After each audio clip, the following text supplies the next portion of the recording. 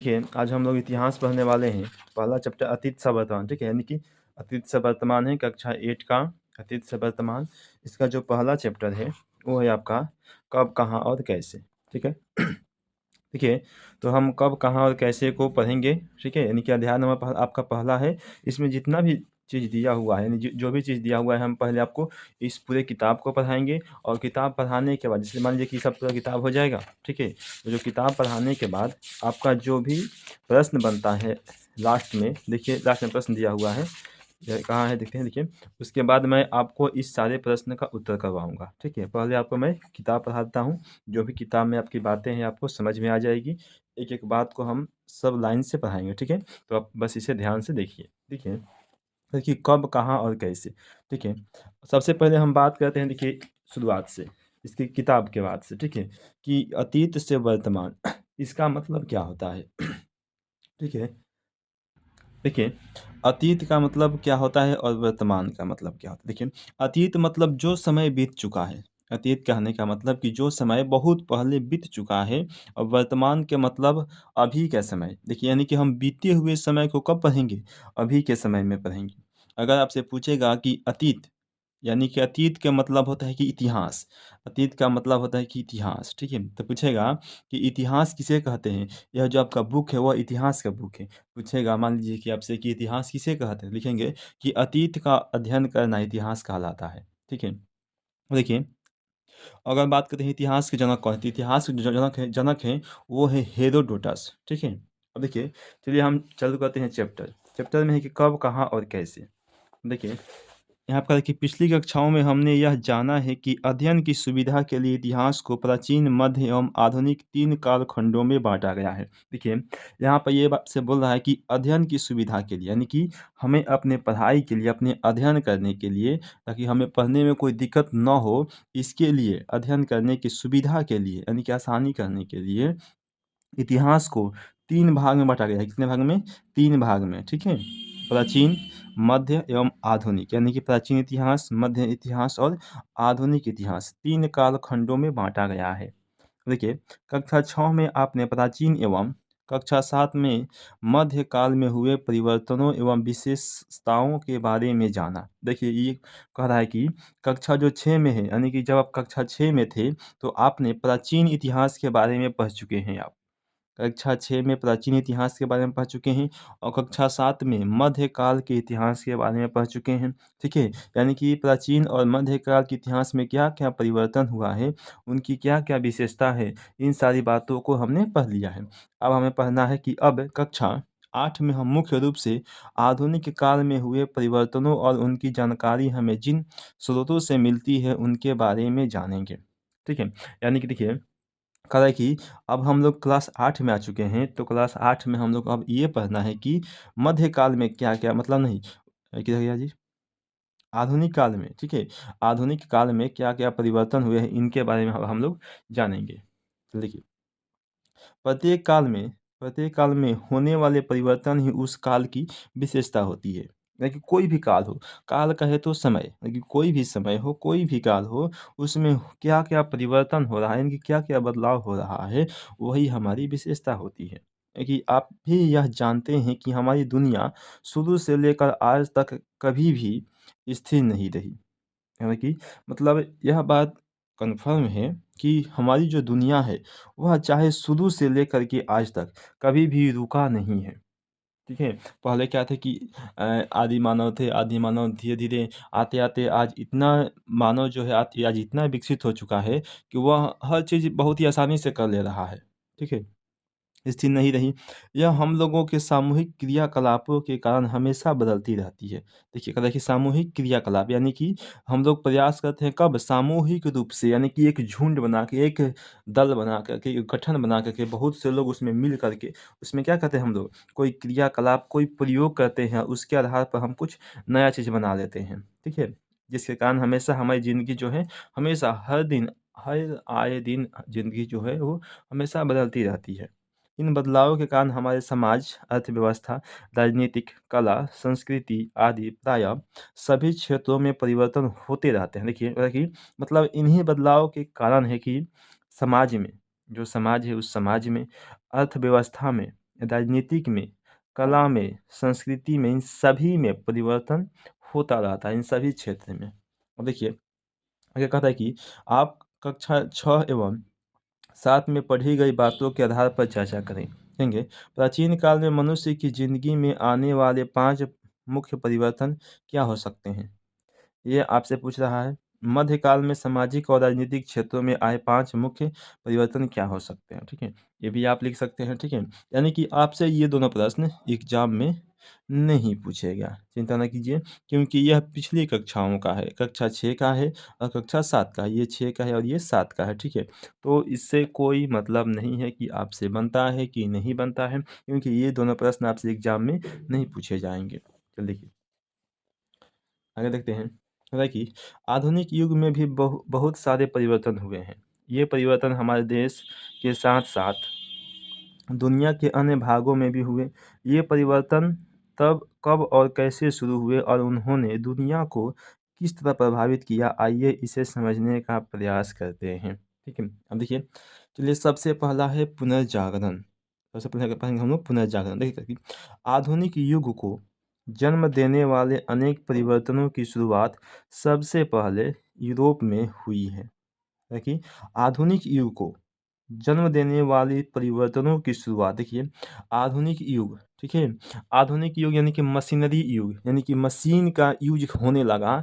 जब किसी काम को करने में मशीन का यूज होने लगा तो उसी युग को कहा गया कि आधुनिक युग या फिर मशीनरी युग। ठीक है, यानी कि आधुनिक युग को जन्म देने वाला, ठीक है, जन्म देने वाला जो देश है वो कौन है? यूरोप है, क्योंकि सबसे पहले आधुनिक का शुरुआत जो हुआ था वो कहाँ पर हुआ था? यूरोप में हुआ था। ठीक है, 15वीं शताब्दी में इटली में एक नया आंदोलन आरंभ हुआ जिसे पुनः जागरण कहा गया।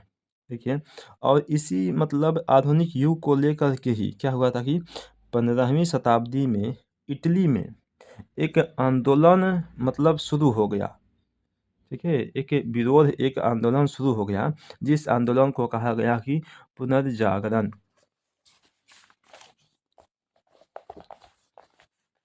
देखिए है कि इस आंदोलन ने लोगों को स्वतंत्र रूप से सोचने और पहले से चले आ रहे सिद्धांतों पर प्रश्न उठाने के लिए प्रेरित किया। अब देखिए यह जो आंदोलन था उसका मतलब यह था कि लोगों को स्वतंत्र रूप से सोचने की क्षमता हो, यानी कि देखिए अगर कुछ लोग सोचते हैं तो उनको सोचने का स्वतंत्र क्षमता हो।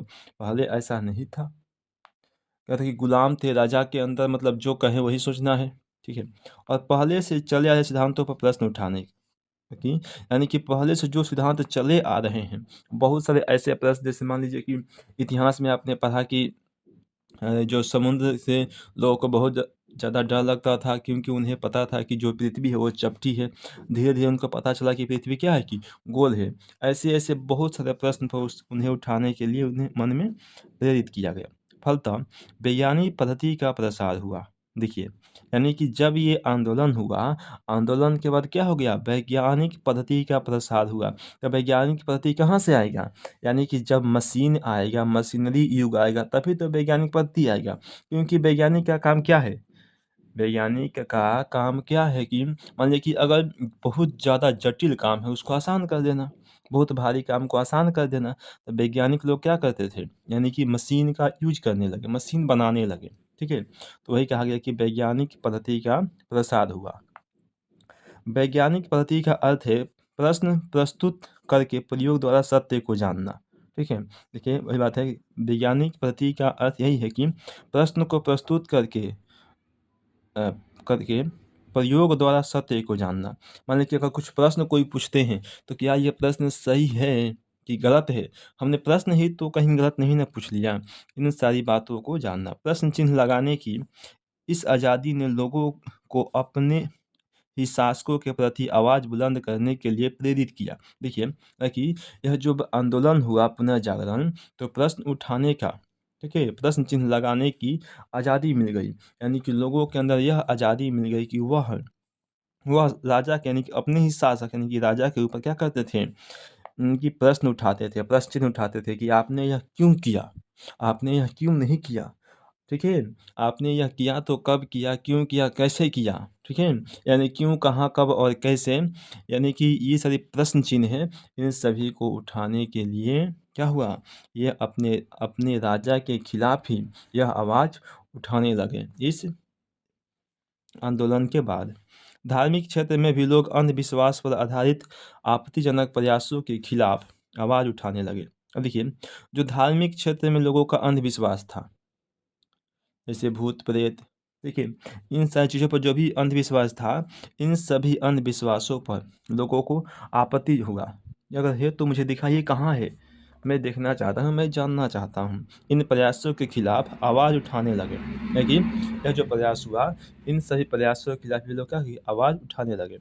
व्यापार संबंधों और अन्य संपर्कों के जरिए इस दृष्टिकोण का धीरे धीरे दुनिया का अन्य भागों में भी विस्तार होना चालू हो गया। अब देखिए, अब चालू होता है कि खोज यात्रा, यानी कि ये सबसे महत्वपूर्ण है आपके लिए, खोज यात्रा। यानी कहा कि सीमित मान्यताओं की सच्चाई जांचने के साथ साथ इस वक्त नई चीज़ों को खोजने के भी काफ़ी प्रयास किए गए। इसी समय अपने इलाके से बाहर की दुनिया के बारे में जानने का भी प्रचलन हुआ। देखिए, यानी कि सीमित मान्यताओं की सच्चाई जानने जाँचने के साथ-साथ, यानी कि जो छोटा-मोटा जगह था, छोटा-मोटा सच्चाई जानने के साथ-साथ लोगों के अंदर यह भी हुआ कि अपने दुनिया के बाहर, मान लें कि ये देखिए इतने दूर में रह रहा था, कहा कि नहीं, हम अब इतने दूर को नहीं जानेंगे, अब अपने यहाँ से बाहरी दुनिया को भी जानेंगे कि बाहर में कोई लोग है कि नहीं है। ठीक है? तो रास्ता तो था नहीं जाने का, यानी कि जंगल से जा नहीं सकते थे। क्यों नहीं जा सकते थे? क्योंकि जंगल में बहुत ज़्यादा जानवर होते थे। कहीं ये जंगल से जाएँगे, ये इसका नाम है वास्को डी गामा, देखिए, इसका नाम है वास्को डी गामा, ठीक है? यही भारत का खोज किया था। यह जो वास्को डी गामा है, यही भारत का खोज किया था। देखिए, कहता है कि इसके अंतर्गत यूरोप के नाविक और नौचालकों ने दुनिया के अन्य देशों तक पहुँचने का प्रयास शुरू किया। यहाँ पर शुरू हो जाएगा, देखिए गलती लिख दिया है, शुरू किए, ठीक है? देखिए, हालाँकि देखिए, यानी कि कहा कि यूरोप के नाविक और नौचालक, यानी कि वैसे व्यक्ति जो नाव चलाते थे, दुनिया के अन्य देशों तक पहुँचने का भी इन्होंने प्रयास शुरू कर दिया। यानी कि जो लोग, देखिए, ये जो वास्को डी गामा का आप फ़ोटो देख रहे हैं, यह जो वास्को डी गामा था, यह एक नाविक था, यानी कि नाव चलाने वाला एक नाविक था। और इसके मन में यह प्रश्न उठा कि क्यों हो सकता है कि हम इस दुनिया में हैं, हम जिस दुनिया में हैं, इससे बाहर भी कोई लोग होंगे। ठीक है? तो इनको मन में इनके यह प्रश्न उठा कि हम दुनिया के अन्य देशों तक भी पहुँचने का काम शुरू करेंगे। एशिया और अमेरिका के देशों तक पहुँचने के लिए समुद्री मार्गों की खोज भी इन्हीं प्रयासों की परिणाम थी। ठीक है? देखिए, इन प्रयासों से यूरोप के लोग कुछ ऐसे देशों तक पहुँच पाए, जिनके बारे में उन्हें और दुनिया के बहुत सारे लोगों को कोई जानकारी नहीं थी। देखा कि यानी कि यह प्रयास से वैसे-वैसे जगह पर पहुँच पाए जहाँ तक अ, उनके लोगों को या फिर उनको भी या फिर उनके देश के लोगों को कोई आइडिया नहीं था, कोई जानकारी बिल्कुल नहीं था। ठीक है? कि आपने स्पेन के प्रसिद्ध नाविक कोलंबस के बारे में सुना होगा। अभी कोलंबस, ठीक है? देखिए, स्पेन के एक नाविक था जिसका नाम था कोलंबस, नाविक यानी कि नाव चलाने वाला। कोलंबस के बारे में सुना होगा, जिसने इसी समय 1492 ईस्वी में, ठीक है? कौन? कोलंबस 1492 ईस्वी में अमेरिका महाद्वीप की खोज किया था। देखिए, यह प्रश्न आपसे पूछ सकता है कि कोलंबस ने अमेरिका का खोज कब किया था? तो 1492 में। या फिर आपसे यह पूछेगा कि अमेरिका का खोज किसने किया था? तो कोलंबस ने। ठीक है? यानी कि कोलंबस ने 1492 ईस्वी में अमेरिका का खोज किया था। ठीक है? देखिए, पुर्तगाल के नाविक वास्को डी गामा के बारे में भी आपने सुना ही होगा। ठीक है? देखिए कि ये रहा वास्को डी गामा, ठीक है? यानी कि ये जो वास्को डी गामा था, ये कहाँ का रहने वाला था? वास्को डी गामा पुर्तगाल के रहने वाला था। देखिए, पुर्तगाल के नाविक वास्को डी गामा, यानी कि पूछेगा आपसे प्रश्न कि वास्को डी गामा कहाँ का रहने वाला था? तो पुर्तगाल का, ठीक है? के बारे में भी आपने सुना होगा कि उसने 1498 ईस्वी में, कब? 1498 ईस्वी में यूरोप से भारत तक के, यानी कि यूरोप से लेकर के भारत तक के समुद्री मार्ग की खोज की थी। ठीक है? यानी कि यूरोप से भारत तक का खोज कौन किया था? वास्को डी गामा किया था। कब किया था? तो 1498 ईस्वी में। आपसे प्रश्न यह भी पूछ सकता है कि भारत का खोज किसने किया? तो वास्को डी गामा ने। भारत का खोज वास्को डी गामा कब किया था? तो 1498 ईस्वी में। ठीक है?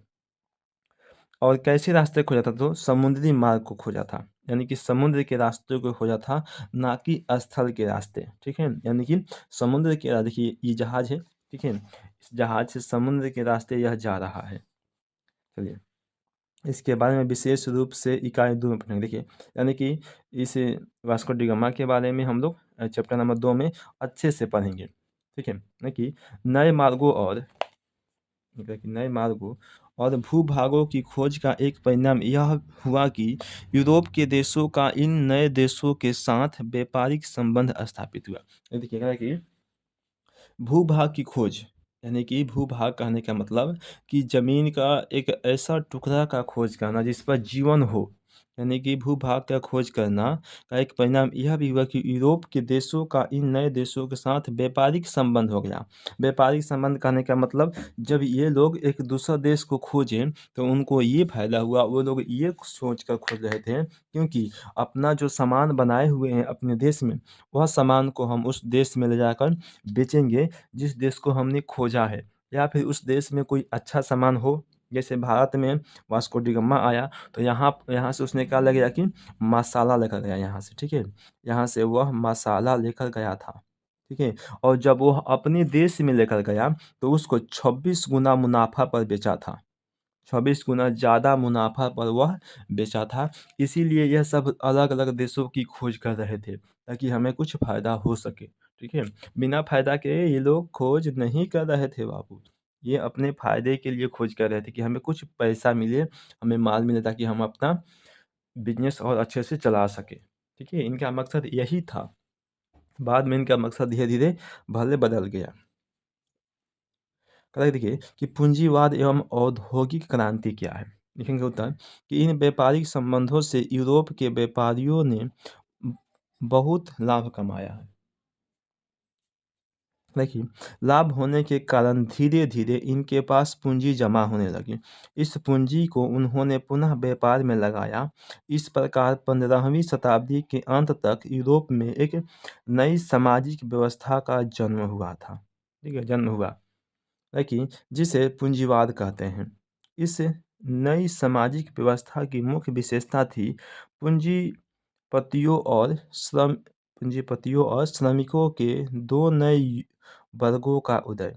देखिए, यानी कि यह जो नई सामाजिक व्यवस्था हुआ, मुख्य रूप से इसका जो विशेषता ये था, इसमें 2 वर्ग उभर कर सामने आए। पहला तो पूंजीपति और दूसरा का श्रमिक वर्ग। यानी कि जिनके पास पैसे-रुपए थे, वो पूंजीपति हो गए। ठीक है? यानी कि उन्होंने अपना कारखाना डाल लिया, उन्होंने अपना दुकान खोल लिया, उन्होंने अपना बिज़नेस करना चालू कर दिया और जिनके पास रुपए पैसे नहीं थे बिल्कुल, वे लोग क्या हुआ कि श्रमिक बन गए, वे लोग मज़दूर बन गए। ठीक है? तो ऐसे करके 2 वर्गों में जो है मानव जाति बँट गया। एक तो पूंजीपति वर्ग और एक श्रमिक वर्ग। 2 नए वर्गों का उदय हुआ, यानी कि 2 नए वर्गों का जन्म हुआ। पूंजीपति व्यापार के लिए तैयार होने वाली वस्तुओं के मालिक थे। है ना जी? जो पूंजीपति थे, वह व्यापार के लिए, यानी कि कुछ भी व्यापार हो रहा है, उन व्यापार के लिए जो भी वस्तु तैयार होती थी, उन वस्तु के वे मालिक थे। यानी कि जो भी वस्तुएँ तैयार करवाते थे, वो कौन थे? पूंजीपति थे। और ये किससे करवाते थे? तो श्रमिक लोग से, यानी कि मज़दूर लोग से यह अपना जो सामान है वो तैयार करवाते थे। और उनका मुख्य उद्देश्य था कि मुनाफ़ा कमाना। और उनका मुख्य उद्देश्य यही था कि हम अगर सामान बना रहे हैं, मान लीजिए कोई भी कंपनी, कोई भी फैक्ट्री है, कोई भी दुकानदार है, वह अगर सामान बनाएगा तो उसका मकसद यही ना होगा जी कि हम उससे कुछ फ़ायदा कमाएँ। मान लीजिए कि ₹10 का हम सामान बनाए हैं, तो हमारा ₹20 बिक जाए। अगर 10 का सामान 20 में बिक रहा है तो हम 20 10 का ज़्यादा फ़ायदा कमाएँगे, यही ना होगा? तो उनका मतलब यही था, मुनाफ़ा कमाना, ठीक है? उनका मुख्य उद्देश्य क्या था कि मुनाफ़ा कमाना। श्रमिक लोग वस्तुओं का उत्पादन करते थे। देखिए, जो श्रमिक लोग होते थे, यानी कि जो लोग मज़दूर होते थे, वे क्या करते थे कि वस्तुओं को बनाते थे। जो भी वस्तु बनाना है, उन वस्तुओं को ये लोग बनाते थे और पूँजीपतियों से वेतन प्राप्त करते थे। और जो पूंजीपति होते थे यानी कि जो लोग उनसे बनवाते थे, वे लोग उनको क्या देते थे कि उनको वेतन देते थे, उनको पैसा देते थे हर महीने कि हाँ, आपने इस महीने में इतना काम किया है तो आपको इतना मिलेगा। ठीक है? आपको 8,000, 2,000, 4,000 जैसे काम कीजिएगा उस ही अनुसार से उन्हें पैसा मिलता था। ठीक है? पूंजीपति के विकास के साथ-साथ उत्पादन के तरीकों में भी परिवर्तन होने लगा। आपको याद होगा कि मध्यकाल में कपड़े जुलाहे अपने हाथों से बनाते थे। देखिए, क्या है कि जो मध्यकाल का समय है, तो मध्यकाल में जो जुला कपड़े होते थे, वो जुलाहे जो थे, वो कपड़े अपने हाथों से बुनते थे। उस समय मशीन का कोई आविष्कार नहीं था कि कपड़ा बुनने के लिए मशीन चाहिए, बल्कि जो जुलाहे होते थे, वह कपड़े को बुनते थे अपने हाथों से। आधुनिक युग में कपड़े जुलाहे के अतिरिक्त मशीनों से भी तैयार किए जाने लगे। अब देखिए, जो आधुनिक युग आ गया, इस आधुनिक युग में क्या हुआ कि जो कपड़े हैं, वह हाथ यानी कि जुलाहे के अतिरिक्त यानी कि जो लोग हाथों से अपने कपड़े बुनते थे, उन्हें जुलाहे कहा जाता था। तो जो जुलाहे लोग कपड़े बुनते थे, उनके अतिरिक्त मशीन से भी क्या हुआ, कपड़ा तैयार किए जाने लगा। मशीनीकरण की यह प्रक्रिया इंग्लैंड में 18वीं सदी के उत्तरार्ध में शुरू हुआ और फिर धीरे-धीरे अन्य देशों में भी फैली, जिसे औद्योगिक क्रांति का नाम दिया गया। देखिए, यह जो औद्योगिक क्रांति का नाम दिया गया किसको? क्योंकि धीरे-धीरे औद्योगिक क्रांति कहे तो मशीनरी युग, यानी कि धीरे-धीरे क्या हुआ, इसमें मशीन आना चालू हो गया हर चीज़ में। हर काम को करने के लिए क्या चाहिए? मशीन चाहिए। अब कपड़ा बुनना है तो मशीन आ गया, ठीक है? मान लीजिए कि अगर कपड़ा को सिलना है तो मशीन आ गया। कोई भी चीज़ करने के लिए मशीन का उपयोग होने लगा। तो वही क्या हुआ, उसे कहा गया कि औद्योगिक क्रांति, मशीनरी युग की क्रांति। ठीक है?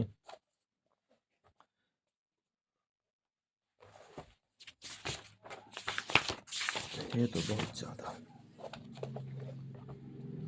देखिए आगे देखिए उपनिवेशवाद एवं साम्राज्यवाद। ठीक है? देखिए उद्योगों की स्थापना के कारण इन देशों में वस्तुओं का उत्पादन काफ़ी तेज़ी से होने लगा। अब इन तैयार वस्तुओं को बेचने के लिए बाज़ार की आवश्यकता थी। देखिए कि कहा कि उद्योगों की उद्योगों की स्थापना के मतलब क्या होता है कि मशीन की स्थापना करने के कारण क्या हुआ कि वस्तुओं का उत्पादन यानी कि जब मान लीजिए कि अब आदमी किसी काम को करेगा तो धीरे-धीरे दिन भर में 1 से 2 काम करेगा, लेकिन अगर वही काम मशीन करेगा, तो बस कितना समय लगेगा? दिन भर में वो हज़ारों काम कर देगा ना, क्योंकि मशीन है। तो मशीन को वस्तुओं के उत्पादन में काफ़ी तेज़ी से होने लगा। यानी कि जब मशीन बना, तो जो वस्तु बना वो बहुत ही ज़्यादा बनने लगा। अब मान लीजिए कि बहुत ज़्यादा वस्तु बनेगा, तो बेचने के लिए बाज़ार भी अधिक चाहिए, क्योंकि सामान अधिक तो बाज़ार अधिक तो मुनाफ़ा अधिक और मुनाफ़ा अधिक तो वह ज़्यादा कमाएँगे और ज़्यादा अमीर बनेंगे। साथ ही इन वस्तुओं को तैयार करने के लिए कच्चे माल की भी आवश्यकता थी। ठीक है कि साथ मान लीजिए कि अगर वस्तु को तैयार करना है, तो कच्चे माल की भी तो आवश्यकता होगी। मान लीजिए कि कपड़ा बनाना है तो रेशम के धागा तो चाहिए ना, उसके लिए खेती तो करना पड़ेगा तभी ना रेशम का धागा मिलेगा। रेशम का धागा नहीं मिलेगा तो कपड़ा कहाँ से बनाएँगे? कपड़ा नहीं बनेगा। ठीक है? यानी कि कच्चे माल की भी आवश्यकता थी। इन दोनों ही इन दोनों ही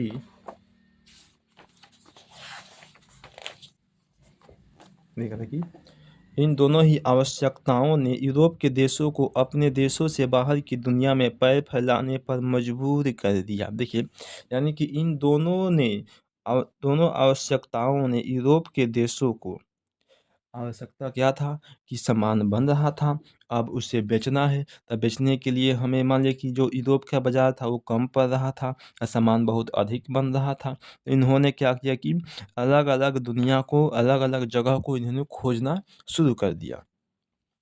इन देशों को लगा कि अगर वे दूसरे देशों की अर्थव्यवस्था पर काबू पा लेंगे तो उन्हें अपने उद्योगों के लिए न केवल कच्चा माल सस्ते दामों में मिलेगा, बल्कि उनके तैयार माल के लिए बाजार भी उपलब्ध हो जाएगा। देखिए, यानी कि देखिए, इनका मकसद शुरुआत में तो ये था कि ये मतलब अलग-अलग जगह को खोजेंगे, अलग देशों को खोजेंगे और वहाँ पे अपना सामान को बेचेंगे। लेकिन धीरे-धीरे इनके मन में यह लगा कि वहाँ की जो अर्थव्यवस्था है, उनकी अर्थव्यवस्था को अगर अपने काबू में कर लिया जाए, तो इन्हें क्या होगा कि जो सामान उनको वहाँ से खरीदना है, वो क्या होगा कि सस्ते दाम में मिलेगा। ठीक है? और उनके सामान को बेचने के लिए बाज़ार भी क्या होगा कि उपलब्ध हो जाएगा। इससे साम्राज्यवादी व्यवस्था की शुरुआत हो गई। अब इससे क्या हुआ कि यानी कि यह जो पद्धति चलने लगी, वह साम्राज्यवादी व्यवस्था होने लगी। यानी कि ये लोग अपना साम्राज्य बनाने लगे, अपना एरिया, अपना क्षेत्र, अपना साम्राज्य बनाने लगे।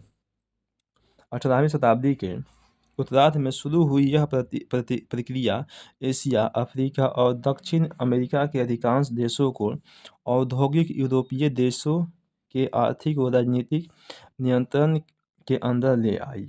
ठीक है? देखिए, इस प्रक्रिया के अंदर शासित देश कॉलोनी अर्थात उपनिवेश कहलाएं। ठीक है? देखिए कि इस प्रक्रिया के अंदर जो शासित देश था वो कॉलोनी या फिर उपनिवेश कहलाएं। बड़े पैमानों पर इस प्रक्रिया को अपनाने के कारण इस युग को औपनिवेशिक युग भी कहते हैं। ठीक है?